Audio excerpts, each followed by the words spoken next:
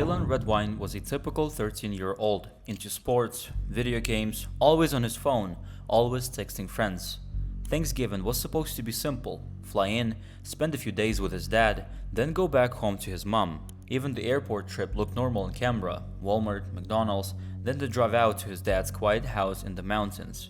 Then Dylan sent something that didn't fit the moment: a single sad face emoji to his mom. That night, he texted friends and talked about a movie. Then the messages stopped cold. By morning, he wasn't at his best friend's house as planned. Hours later, his dad started firing off texts: "Call me, please." But Dylan never answered any of them. And when his mom asked one direct question, everything about the story started to wobble. So what really happened in that house after Dylan's last text came in? Hi, welcome to my channel. Here we investigate cases where danger never looked like danger, where the person who can hurt you might be the same person sitting with you at the family table. If you value human voiceover, detailed research, and the facts that truly matter, make sure you subscribe. I won't waste your time with a long intro. Let's get straight to the case. First, let's look at who Dylan was. To understand what happened later, it helps you understand his family and the dynamics that shaped his life. Dylan Nicholas Redwine was born on February 6, 1999, to his parents, Elaine and Mark Redwine. Dylan also had a brother named Corey, who was 7 years older than he was. Even with that age gap, the two boys were close while growing up. Corey would later say they were best friends. By the time Dylan disappeared, Corey had taken on a fatherly role in Dylan's day-to-day life. Corey drove him to baseball practice and to school. Corey talked to him about dating. Corey gave him that kind of guidance a younger brother needs when life starts getting complicated. Corey and Dylan grew up in the mountains of southwest Colorado in a place called Bayfield, and for several years it seemed like Mark Redwine was a pretty good father. He was even a stay-at-home dad for some time when Dylan was younger. That kind of time together can create a special bond, and it did. Father and son seemed close. But after 18 years of marriage, Elaine and Mark got divorced in 2007. Elaine was granted full custody of both sons. One possible reason, as it has been discussed, is that in the early 2000s, Mark faced a legal case related to his parenting. The details of that charge were not something that could be easily found later. Mark was allowed visitation, but after the divorce, he was distant, both physically and emotionally. He rarely took advantage of his visitation rights. For a while, Elaine and Mark lived in separate homes after they separated. Then, when Elaine remarried, she moved to Colorado Springs with her new husband, Michael Hall, in June of 2012. She took Dylan with her. Corey stayed behind for a few months to tie up loose ends. Then he joined them the following August. Now, here's the thing about Dylan as a person. He was a joyful kid with a rambunctious side. Corey said Dylan was an extremely gifted athlete, and he knew it. He liked to show off his skills when he was playing baseball or football. Dylan loved being active and spending time outside. But Dylan also liked video games. He could constantly be seen communicating with friends and family from his cell phone. If he had Wi-Fi, he would do the same from his iPod. He was tech-savvy, clearly interested in technology, and he always had some sort of device with him. Relationships and loyalty mattered to Dylan. It meant a lot to him that he stayed in contact with his friends back in Bayfield after he moved to Colorado Springs. That connection to home and to the people who knew him best was important to him. While living with their mother and stepfather, Corey and Dylan periodically visited their father. Sometimes it was a week, sometimes it was a weekend. It depended on what Mark Redwine's schedule would allow as a long-haul truck driver. But the divorce and the custody disputes were contentious, and it seemed Mark began talking very negatively about Dylan's mother, Elaine. That caused a decline in the relationship between Mark and Dylan, especially as Dylan reached his teenage years. There also seemed to have been a family argument in 2010. During that, Dylan saw his father's explosive temper firsthand, and apparently after that, Dylan never saw him the same way again. There would be other things Dylan would discover about his father the following year, and those things would alter their relationship for good. So when we get to 2012, during Thanksgiving, that backdrop matters. It explains the tension that was already there. In 2012, the courts mandated that 13-year-old Dylan would spend the Thanksgiving holiday with his father.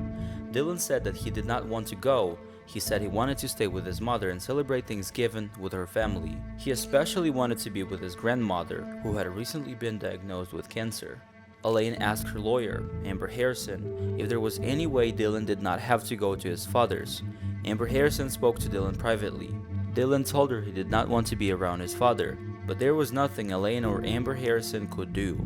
Harrison told Elaine that if she did not put Dylan on a plane, she would be found in contempt of court. The last time Elaine saw her son was on November 18th, 2012. She watched Dylan walk away to board a plane that would take him to Durango and then on to his father. Dylan told his mother goodbye and started walking away. Then Elaine called him back. She reminded him, "You know the rule, give your mom a hug." So Dylan ran back, he hugged her, he waved goodbye, and then he was gone just like that. Elaine would say later, quote, "I figured he was safe because he was with his dad." End quote. Pause and consider how devastating that sentence is in hindsight. When Dylan landed in Durango, Colorado, a city about 30 minutes away from where Mark Redwine lived in Bayfield, Dylan sent his mother a sad face emoji. Mark Redwine picked Dylan up from the airport. Video surveillance shows that their next two stops were Walmart to pick up some things and then the McDonald's drive-thru to grab some food. In the Walmart surveillance video, there seemed to be tension. Dylan appeared standoffish toward Mark. After that, Mark drove to his home at 2343 County Road 500. The home was in a pretty rural area. After they got home, Dylan texted his best friend in Bayfield, Ryan Nava, and asked if he could spend the night. Apparently Mark was asked and Mark said no. So Ryan told Dylan to come over very early the next morning at 6:30 a.m. Ryan and Dylan had been best friends since they physically collided in the dollar store. Ryan said when they were together, they were always up to something like typical young boys. Their bond was very tight. Ryan today is a 21-year-old man, just as Dylan would be 21 years old today. Ryan still has a basketball that belonged to Dylan. He brought it to college with him, an experience Dylan Redwine will never get to have. According to cell phone records, the last activity on Dylan's cell phone that night was a text he received from his mother around 10 p.m. Elaine texted, "How are you doing? Okay?" Dylan never responded. No one ever talked to Dylan again after that night. Mark said that after he and Dylan got home, they threw a Nerf football around outside for a bit. Then they watched a movie Mark had purchased at Walmart. Mark said he went to bed around 9:30 or 10 p.m. He said Dylan was still awake at that point, but probably did not stay up much longer. Dylan was supposed to be at Ryan's at 6:30 a.m. According to Mark Redwine, Mark woke up fairly early that morning at 5:45 a.m. He said he was planning to bring Dylan to Ryan's house. Mark said he got ready for the day. He kept himself busy until 7:30 a.m. when he tried to wake Dylan up, who was sleeping on the couch. Mark said Dylan would not wake up. Mark left without him and went to his office to meet with his lawyer. Look at the timeline, people immediately focused on it, attempt to wake Dylan until 7:30. Then he claimed he could not wake him. People hearing that asked the same dark question. Was it really that Dylan would not wake up? Or was something already terribly wrong? After that, Mark Redwine never called or texted his son again. At 4:32 p.m. on November 19, Mark texted his ex-wife saying, "Elaine, I'm wondering if you have heard from Dylan. I've been trying to reach him all afternoon." Elaine's response was immediate, and it stood out. She wrote back, "It's really worrying when I'm 7 hours away and I get a message like this from you. I haven't heard from Dylan today. Where did you leave him or last see him?" 7 minutes later, Mark wrote back that he had gone into town earlier that morning. Mark said when he left, Dylan was home, fine. Mark said he was worried because he had not been able to reach him. Elaine wrote back, "He wouldn't just leave. He would have called me. I'm so suspicious of you right now. How could he just disappear?" Mark told Elaine he had just left the marshal's office where he reported Dylan missing. Elaine called the marshal's office. They did not know anything. They did not have a missing persons report for Dylan. Ryan called Mark. Ryan said Mark went to Ryan's house that day looking for Dylan. Mark also made calls to someone of Dylan's other friends. But no one had seen the 13-year-old boy. No one had talked to him since the previous night. Back in Colorado Springs, Elaine called Corey. Corey had just moved out of Elaine's house and gotten his own place. Elaine told him Mark did not know where Dylan was. Mark said he was on his way to her house. Elaine drove home, packed a bag, and left Colorado Springs with her husband Michael Hall and her son Corey at around 5:30 p.m. They arrived in Bayfield the next morning around 2:30 a.m. Elaine went straight to the marshal's office. There, she learned Mark had reported Dylan missing, but not until after 6 p.m. that night. Mark told the marshals that when he got home from his office, it was around 11:30 a.m. He said there was a bowl of cereal in the sink, and the TV was on. But Dylan was nowhere to be found. So think about what that means in plain terms. Mark said Dylan was missing by late morning. He knew Dylan was not with his friends. Dylan had not reached out to his mother, and still, it took many hours for Mark Redwine to make an official report. My name is Elaine Redwine, and my son Dylan Redwine was visiting his dad up in Durango. 13 years old. Okay, so he's staying with his dad. And what's the dad's name? Mark Redwine. And his dad texted me a little while ago and said he could not find Dylan. And when was the last time you saw him? He texted me a couple hours ago. So, does he have any idea where he may have gone? and not according to him, no. Elaine, Corey, and Michael drove 7 hours to search for Dylan. But what was Mark doing during that time? Pine River Deputy Fire Chief Roy Vreeland got a message on his pager on November 19th about a missing child. Somebody knows where he is. I don't know if somebody's hiding him or if somebody's already done something horrible to him. The mother of a missing Colorado teenage boy now fears foul play in the disappearance of her 13-year-old son.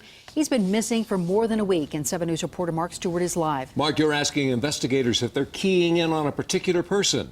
Mike, late today, I talked to the sheriff's office in La Plata County. I asked, is there a suspect? Is there a person of interest? And for the moment, the answer is no. Tonight, the FBI and the sheriff are talking, trying to decide what to do next. The panic is just, where is he? Is he hurt? Is he, was he able to have turkey at Thanksgiving?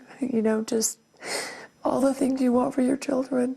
Then the panic sets in because I can't do anything. The panic Dylan Redwine's mother is feeling is shared across La Plata County, from a sign at the local Dairy Queen to the billboard at this church. For a second day, investigators searched a nearby lake. They found nothing. Once again, they're depending on tips from the public. Just imagine we have 7 investigators with 7 pairs of eyes working the case, but we have over 50,000 residents in La Plata County. Investigators say they're not giving up, yet with no word from Dylan, who texts all of the time, his mother is trying to find some hope. I don't mean to be a pessimist because it's my son's life we're talking about, but Dylan would have called by now.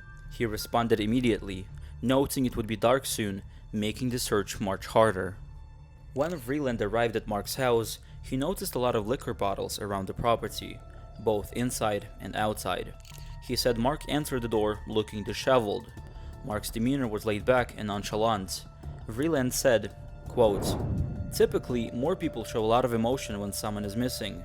I would say that Mark Redwine was concerned, but he was not frantic at all." Search for this missing teen, Dylan Redwine. The task force announcing a major development in the case. They say Dylan did not run away.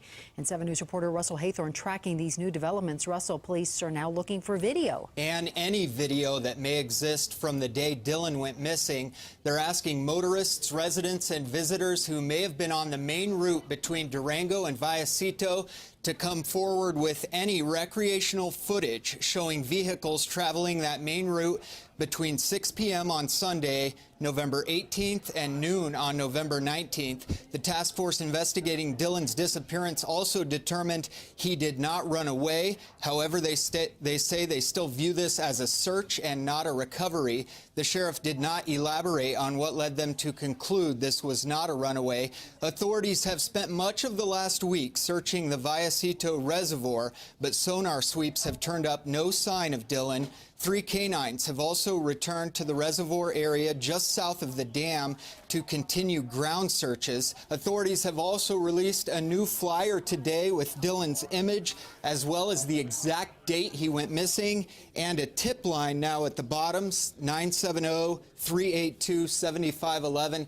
And finally, authorities are using state-of-the-art mapping technology to ensure that they search every single building in the Vallecito area. Vreeland was accompanied by a dog. He brought the dog hoping to find something in the house with Dylan's scent. He asked Mark for something Dylan wore or used often. Mark said there was nothing like that in the house. Vreeland persisted. He said it could be anything, a toothbrush, a charger, anything.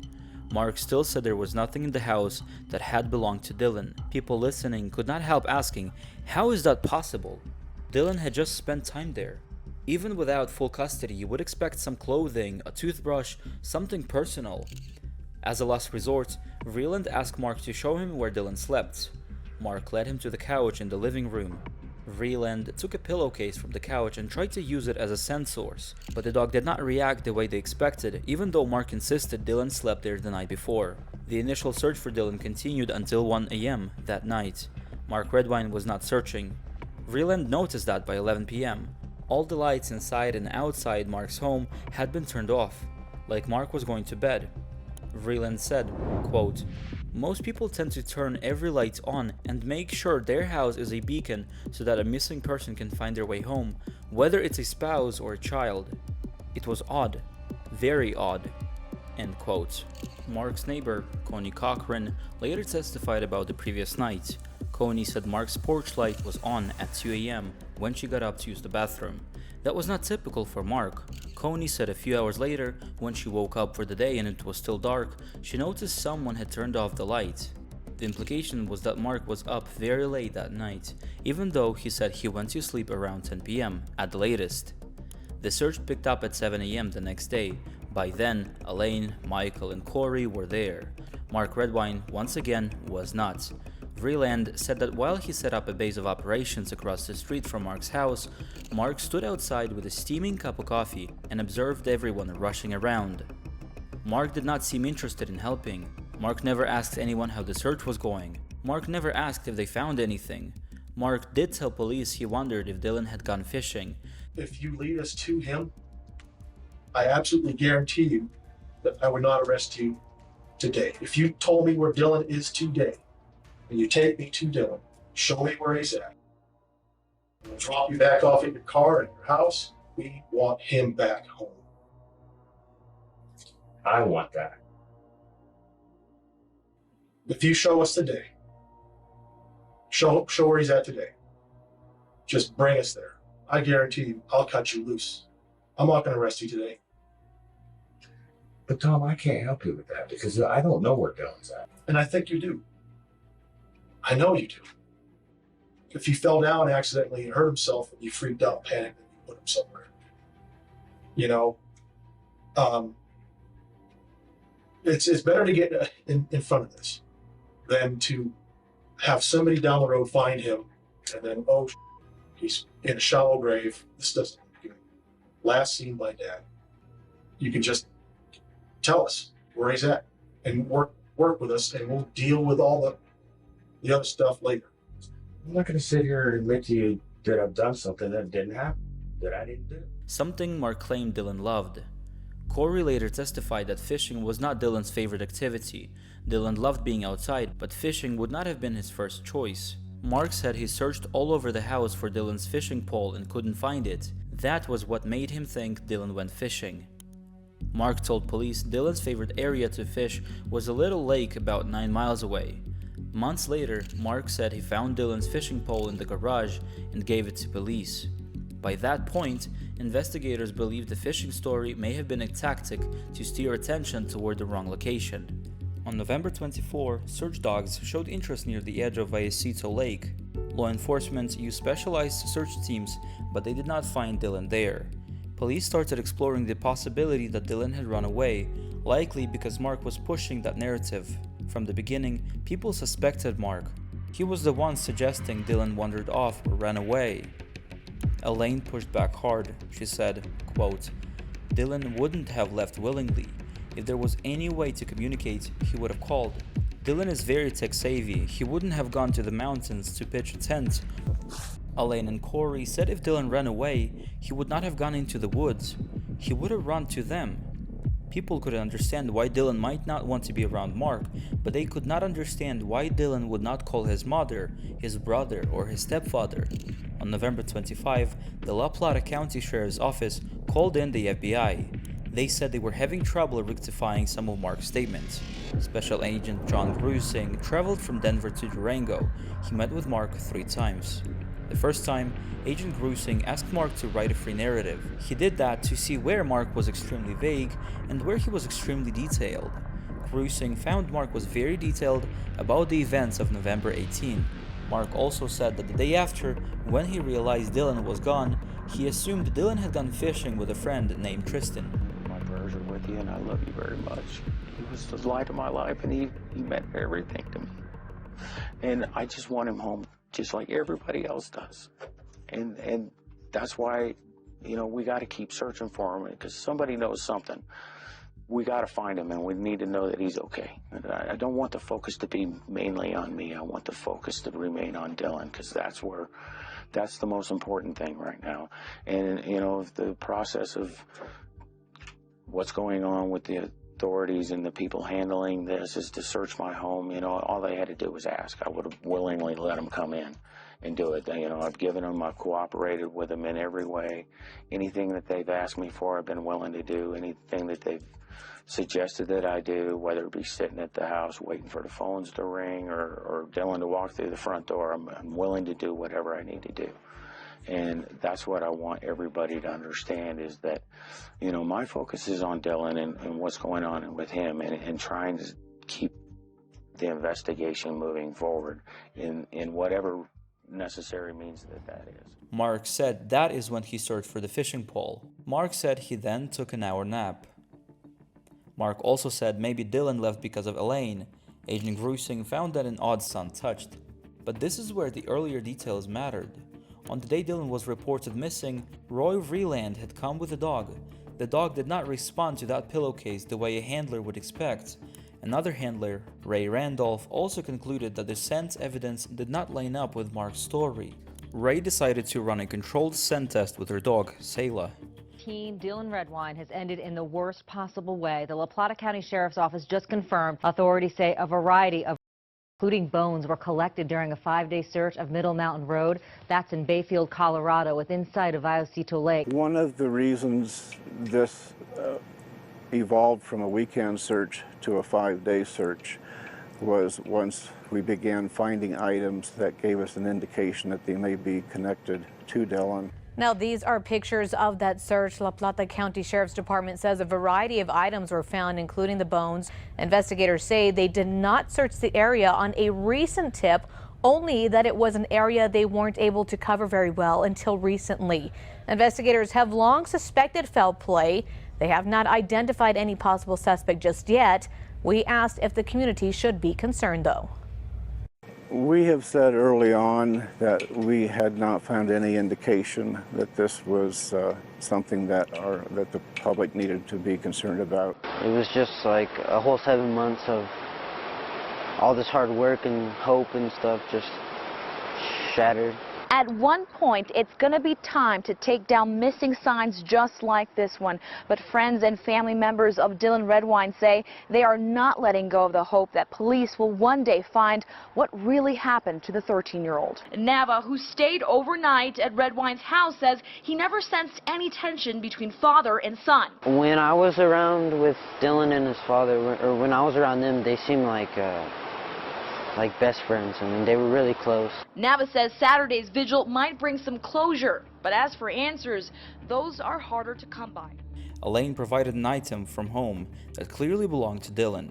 The dog responded as expected to that known item, but did not respond to the pillowcase Mark provided in the same way. In court, Ray Randolph testified that, in her opinion, it was highly unlikely Dylan's scent had been on that pillowcase. Agent Grusing returned to Mark's house for a third time on November 29. That same day, law enforcement executed a search warrant at the house. Grusing told Mark one of the main things they would be looking for was any sign that something had gone wrong inside the home. Before that, Mark had been adamant nothing bad had happened, but when Agent Grusing took Mark to the FBI office that day for another interview, the story changed several times. Mark revised his statement again and described a minor incident from the night before involving the Nerf football. He also claimed there had been a mess to clean up afterward. I'm consciously not going into detail about what investigators said they found inside the home. The case file and court records exist in open sources if you choose to research further. What I can say is that investigators believe the physical evidence did not match the idea that Dylan simply walked away. Agent Grusing also described an interview moment where he raised different possibilities about what might have happened. Mark's reaction, as Grusing described later, stood out to investigators. Oh, just sadness, just, you know, how could you do this to him? It's very overwhelming. The whole process has been very overwhelming. But again, I can't change what happened. I can only, you know, move forward and be Dylan's voice and continue to, you know, to fight for justice for my sweet son. Elaine told ABC News she feared her ex-husband had done something to Dylan. She said, "I was married to Mark for a whole lot of years, and I know the way he reacts to things. If Dylan maybe did or said something that wasn't what Mark wanted to hear, I'm just afraid of how Mark would have reacted." Elaine also revealed Mark had not been talking to her or Corey while they were searching for Dylan. She could not understand why he was acting so evasive. Him down and we'll move up. Nick, Bean, and Dollywall grab him. But let's put him on the ground, stomach, arms out. There's a passenger, Just keep your hands up, buddy. Just keep your hands up. Dollywall, watch the cab. I got the cab. Around me, go around back. Yep. I got the cab. Around me, go around back.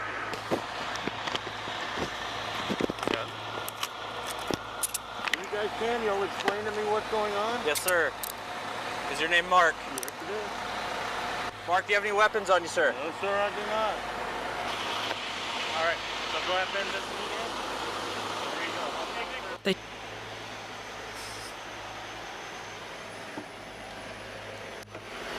Are you Mark? Yes, sir. Okay. I'm the sergeant. Did you say you asked to speak with me? Well, I was asking a few questions. First of all, I'm trying to understand what exactly is going on. Okay. Before we get going here, I do got to let you know I am equipped with the body-worn camera. It records both audio and video. Okay. Have you been read your Miranda rights yet? No, I have not. Okay, let me make sure I get those read to you so that I'm trying to answer all the questions you have. But because you're in handcuffs and because you're in the back of a police car, I do want you to know what your rights are too. I haven't done anything for me to have my rights. Okay. You have the right to remain silent. Anything you say can be used against you in a court of law. The reason why you're in handcuffs right now is because we received a call from an agency in Colorado. What had happened is they had got information that you were potentially up here, and they said that they had a warrant for murder second for you. I have no clue what that's regarding. I'm sorry? I have no idea what that's about. Okay. Yeah, are you Ricardo? Yes, sir. Okay. And that's Mark with you? Yes. Okay. Mark's got a murder warrant out of Colorado. Okay. Oh, shit. And so we got information that he was here and that he was potentially armed with a handgun, which is why we brought you out so carefully that we did. Okay. We understand that you were with him. You're a student driver with him. Okay. And so we didn't want you to be put in a position of being, you know, a hostage or anything. We don't know this dude. We don't know what his story is. All we have is an agency in Colorado saying he's wanted for murder. Okay, and is potentially armed with a handgun.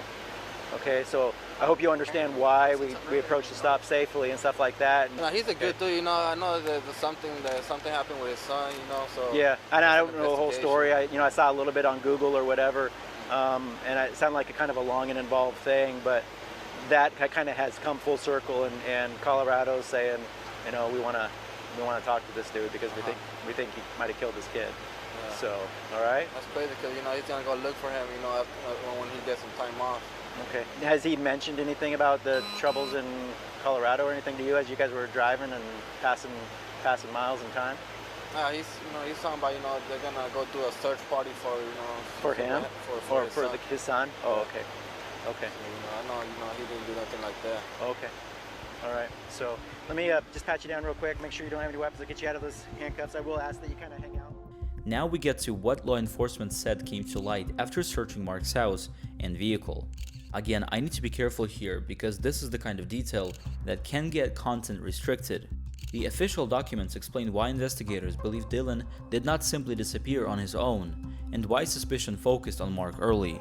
Mark was able to convince his ex-girlfriend, Karen Alexander, to testify and give an alternative explanation for what investigators said they found. And you saw him come in, he had a paper towel on his finger, something like that? No, he cut his finger at the sink in the house. Oh, in the house. Oh, Yeah. I'm sorry, I misunderstood. Yeah, And he put a paper towel on it, is that right? paper towel or napkin from the sink because he was over by the sink and came over where I was. Then Karen Alexander was cross-examined. She was asked why she had never told the police this before. She had spoken to them several times and had also talked to both the police and the FBI, but she had never mentioned it. Her only response was, well, nobody asked. The narrator then gave the opinion that she was not telling the truth, allegedly making it clear that this was only an opinion. The broader point the jury heard was that investigators believed something in the home had been addressed after the fact, and that the timeline and expectations did not add up in a straightforward way. The question raised next was, why? Why would Mark want to cause such an outcome for his 13-year-old son, a boy he had previously claimed was the love of his life, and whose name he had tattooed on his body? Inseparable. I mean, anywhere I was, he was right there beside me.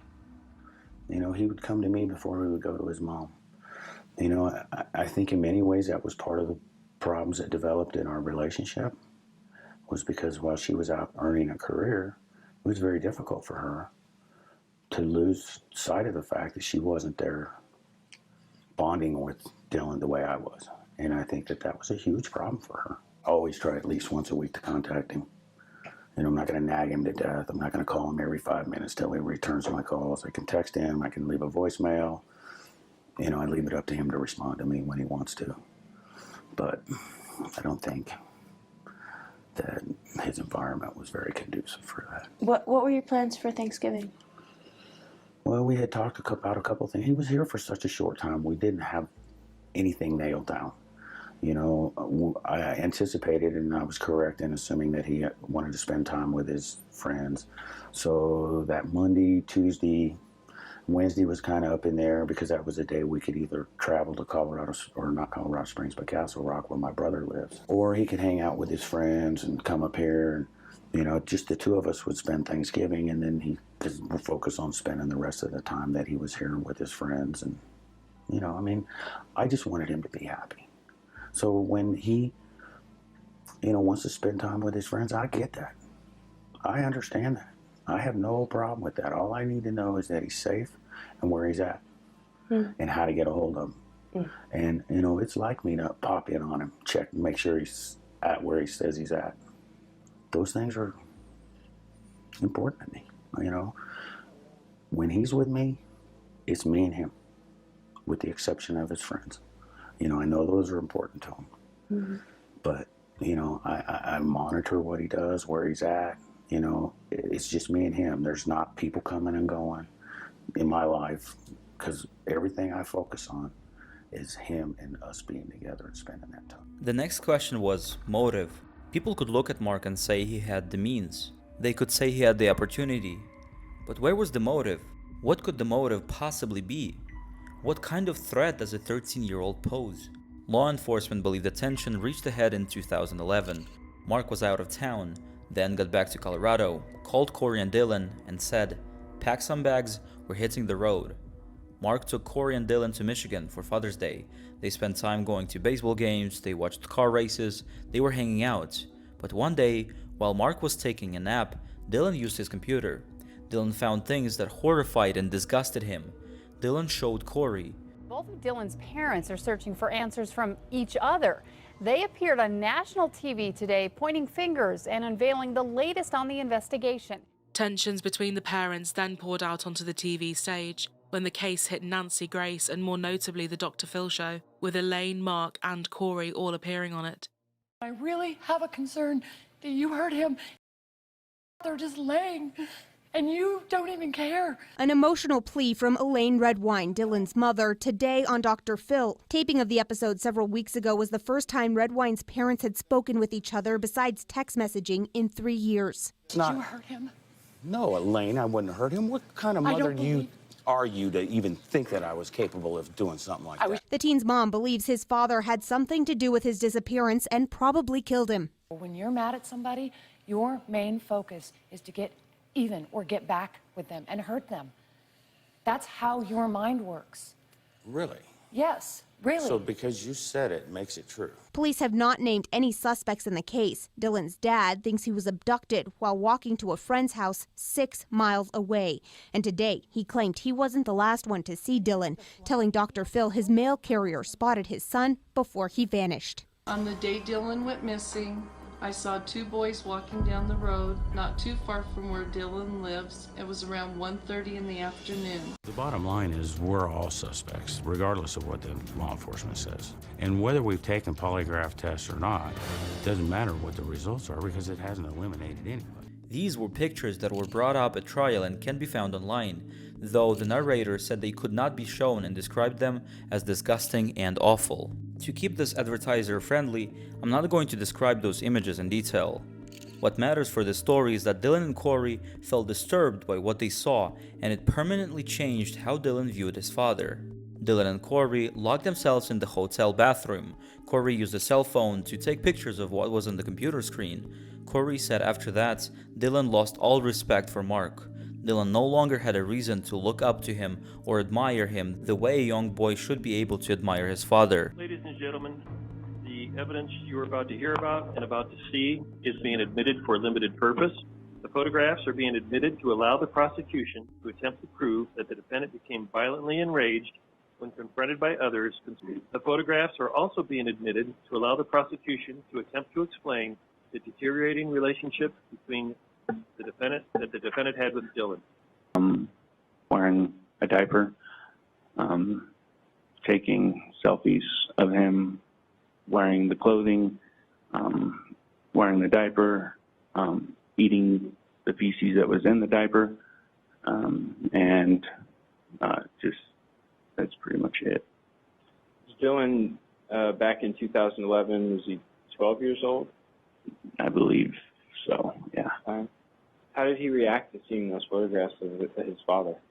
He was pretty disgusted. It was something that he kind of had to try to contain himself. When we found the pictures, we were in the hotel room with Mark at the time, and Mark was sleeping, and Dylan was on his laptop, and I walked into the room. I had a conversation with my current wife, just checking up on her since I was on the road. And when I walked into the room, Dylan just kind of grabbed my attention, was trying to be quiet, but obviously was energetic, kind of, you know, like, come here, I got to show you this, I got to show you this, kept pulling me. And then he took me into the bathroom where we closed the door and locked it. And that's when he showed me the pictures that he had found. Did it impact his view of the defendant moving forward? Yes. It does not appear Dylan showed these pictures to Mark or admitted he saw them, at least not yet. Elaine said she did not know about the pictures until after Dylan disappeared. Not long after that Michigan trip, Mark and Dylan went on another trip, just the two of them. Mark was apparently complaining about Corey and Elaine. Corey said Dylan had a habit. If Dylan needed to get hold of you and it mattered, Dylan would send back-to-back texts and call repeatedly until you answered. On this day, when Dylan and Mark were out of town, Corey was at a movie with friends. Corey started getting repeated calls and texts from Dylan. Corey saw a text from Dylan that referenced those images and asked Corey to send them, because Dylan wanted to confront Mark with what Dylan believed it revealed about him. This was in August 2012, 3 months before Dylan vanished. Corey said he did not send the pictures to Dylan because he did not want to add fuel to an already tense situation, but Dylan asked for them again and again, several times. Corey and Mark were not talking at that point because they had gotten into an argument. Corey had sent Mark the pictures he took from Mark's computer, along with a message implying Corey had proof of what he had seen. Mark responded in anger. Mark told Corey and Elaine not to show Dylan the pictures. Based on that, investigators believe Dylan had not confirmed Mark about the pictures yet.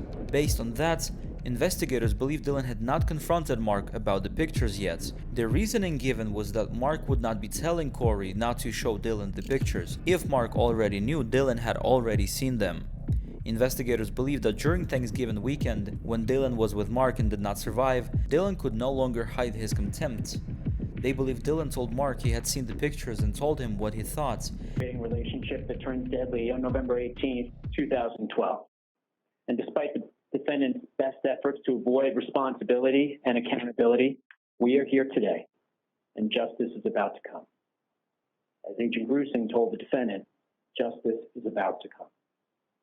Back in November 18, 2012, the defendant was an angry and isolated father who was losing contact with the only family member still willing to engage with him. And that family member was only willing to be with him because the court had ordered him to do so. That relationship was coming to an end. The defendant's fully aware of it, and he's angry about it and frustrated about it. And you see that in Exhibit 8, where the defendant emails Elaine, and he copies his attorney on it. This is Sunday, November 11, 2012. A week from this date, Dylan will be dead. By now, you should have received Dylan's flight itinerary. As you know, Dylan has failed to respond to all my communication attempts, so I'll have to rely on you to inform him of his travel. Also, since you have failed to address any support issues you may have, I expect all his needs are being addressed. So all the monies in his personal account are not needed. XXX. We'll talk more about the personal account in a little while, but this email from the defendant confirms that 1 week before the murder, he knows his son wants nothing to do with him. Can you read the first text from Dylan to you, please? I'm on the plane to Durango, Date of that text?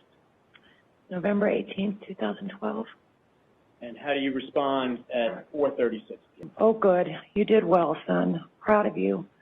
I love you, and thanks for keeping in touch so well. You're a flying pro.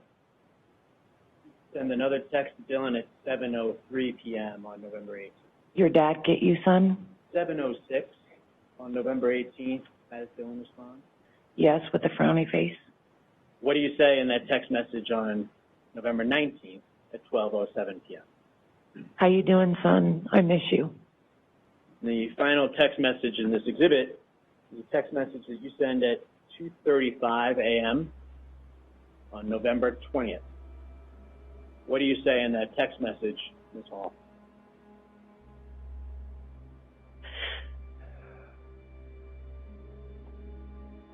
Investigators believe it triggered a sudden escalation that led to the fatal outcome. After it was publicly confirmed that Dylan was not coming home, a friend of Elaine's had a heated exchange with Mark outside Mark's home. When that friend brought up the pictures, she claimed Mark's demeanor changed and he became visibly angry. In April 2013, Mark, Elaine, and Corey went on Dr. Phil's show. Dr. Phil asked Mark to take a polygraph. Mark refused. While searchers were still combing the area around via Cecil Lake, Elaine's husband Michael Hall saw Mark driving fast down Middle Mountain Road in his pickup truck while a search was ongoing. Mark took off as if he did not want to be seen. Michael installed motion-activated trail cameras along Middle Mountain Road. In June, the snow had melted enough for teams to finally search the area. On June 26, 2013, search teams located evidence in a wooded area off Middle Mountain Road, just a few miles from Mark's home, that confirmed Dylan had not survived. I'm consciously not going to describe what was recovered or the condition it was in, what confirmed the identification. The coroner could not make certain determinations based on what was available at the time, and investigators continued to pursue additional evidence. On August 14, Mark's home was searched a second time. A dog handler and her dog indicated the scent associated with human loss in multiple areas. The indicated areas included items Mark had been wearing around the time Dylan vanished, his truck, and areas along Middle Mountain Road. A debit card with Dylan's name on it was found in Mark's briefcase. Dylan's wallet was never found. Dylan's iPod was never found. Dylan's cell phone was never found. In August 2016, investigators found pictures of Dylan and pictures of Elaine in Mark's discarded trash. A few days later, Mark was named an official person of interest. It would be some time before investigators located additional information that clarified what happened. On November 1, 2015, hikers spotted something significant in a meadow, and authorities were notified. I'm not going to detail what experts concluded from the more graphic aspects of that discovery. What I can say is that experts rejected the idea that this was a natural accident, and the conclusion supported that Dylan's passing was the result of deliberate actions. Dylan had a half-brother from Mark's earlier marriage. Brendan Redwine, who came to join the search. Brendan said Mark appeared stoic after the earlier discovery. Brendan also said Mark used technical language repeatedly in a way that struck him as unusual, given what was publicly known at the time. In the end, Mark was found guilty. Because it is a Class 2 felony in Colorado, he could be behind bars for as little as 8 years or as many as 48 years. Corey, when he testified at his father's trial, was obviously upset. Elaine Redwine tried to turn it into something that could help others. According to an article from the Journal, Elaine Hall helped pass a law making temp body a felony. She worked with another mother to elevate the charge from a misdemeanor to a Class 3 felony in 2016. The sentence could be up to 12 years in prison, and it is often added onto more serious crimes. The article notes the charge was used in the Chris Watts case and has been used in other cases since it became a felony. Dylan Redwine was 13. He was supposed to be eating fast food, watching a movie, and counting down the days until he went back home. Instead, one sad face emoji becomes the last small sign that something was wrong. Right before the silence, and what lingers here isn't just the evidence and the timelines, but the ordinary trust built into a court order, a family visit, a front door that should have been safe. Elaine's line, "I figured he was safe because he was with his dad," lands like a punch, because so many people would have believed the same thing. Dylan deserved better than that gamble. What do you think mattered most to the jury? The shifting story, the delay in reporting, or the physical evidence that didn't fit in Runaway? And how should courts weigh a teenager's fear when visitation is mandated? If you want more cases where the danger hides in plain sight, subscribe. Quietly, it helps. Rest in peace, Dylan. Next time, we're staying with another case where the first normal detail turns out to be the warning.